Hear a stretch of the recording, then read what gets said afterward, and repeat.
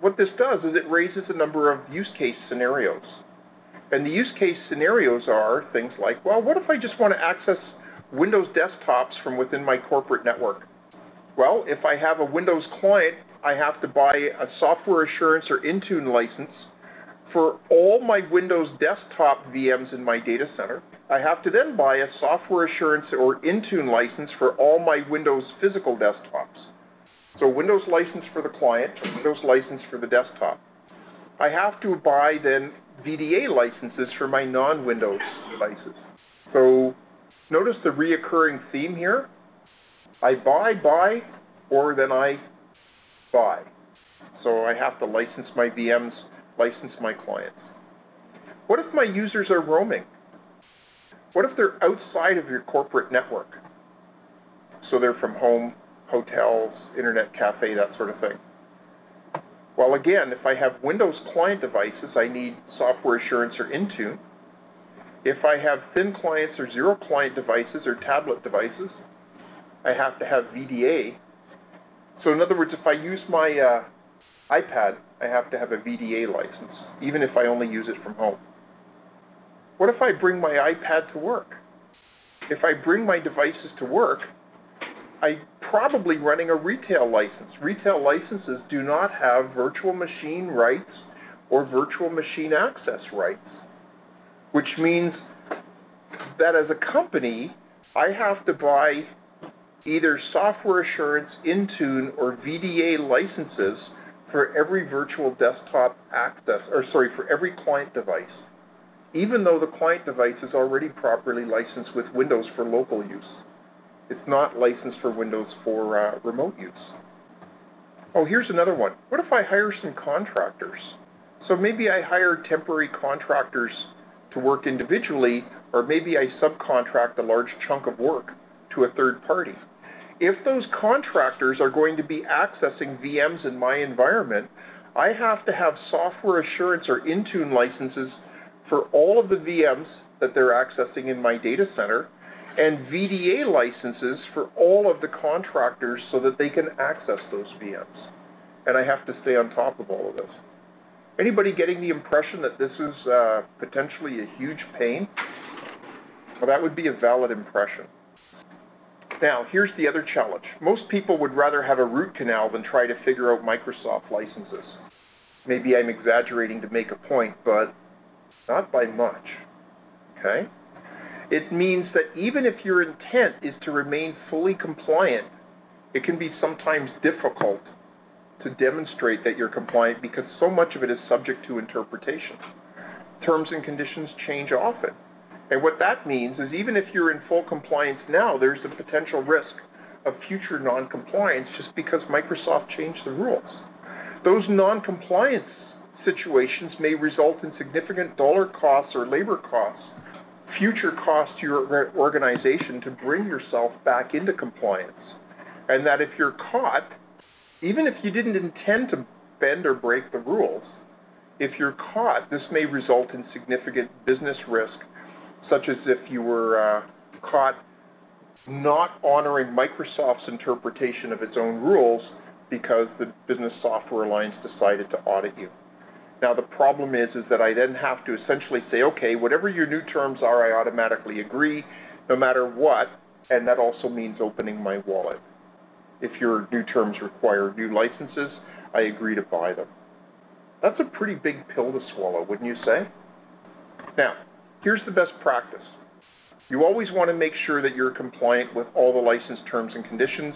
You want to conform to both the letter and the intent of the law. The law, in this case, being the license agreement.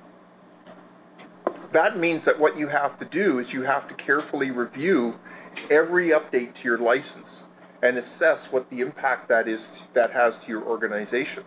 Now, this might be not only when I update or do major updates to my OSs, but quite often changes to major components like the .NET framework involve significant changes to the base OS license.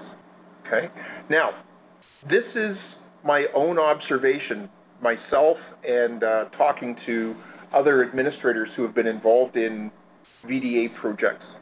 Large VDI projects tend to be a magnet for license compliance audits. Or you're going to put 500 desktops in a view environment, pretty much guarantee that you're going to have a visit from the Microsoft licensing people. It may be that your account manager just comes down and has a talk with your IT manager, or your Microsoft account manager, or it may be that the Business Software Alliance sends out an audit team just to make sure you're in compliance. That could be a huge distraction from what you're trying to do.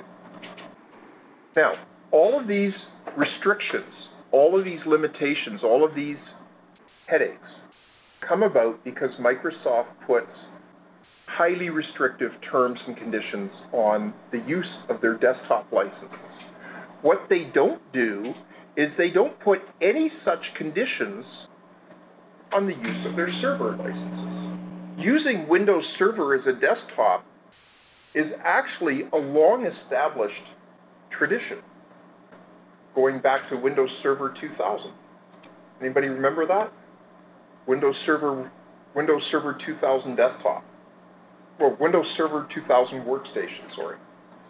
You can actually avoid all of the punitive license costs, the license risks, the restrictions imposed on Windows desktop OSs by taking a server OS and installing it and running it as a desktop.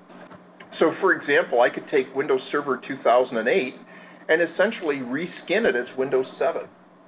Now, if I use Windows Server 2008 Data Center as my license vehicle, how many VMs can I deploy? As many as I want.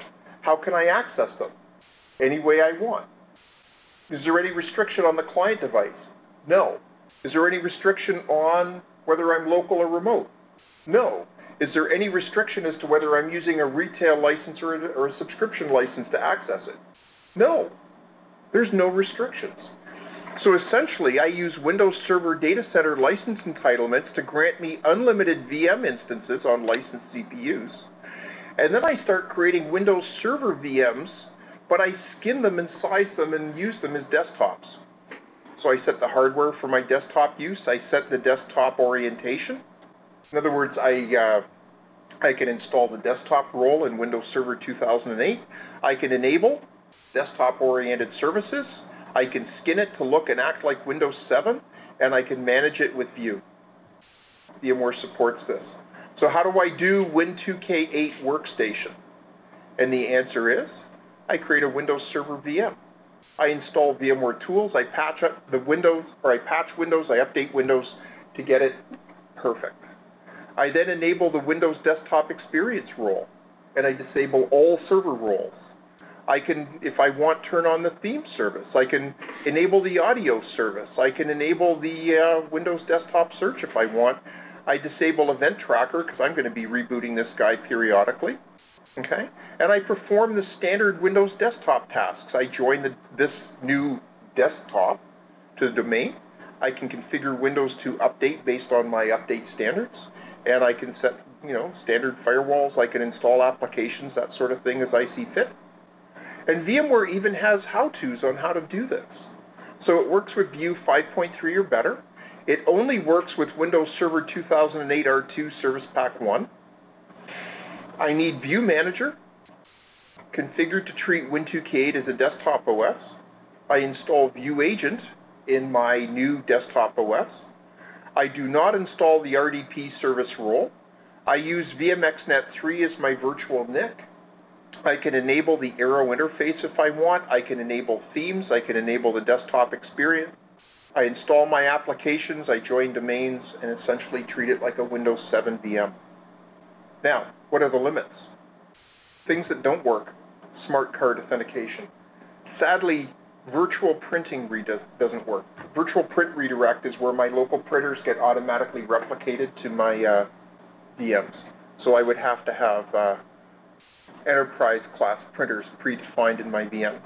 Multimedia redirection doesn't work. Well, that may or may not be a big thing. Link doesn't work.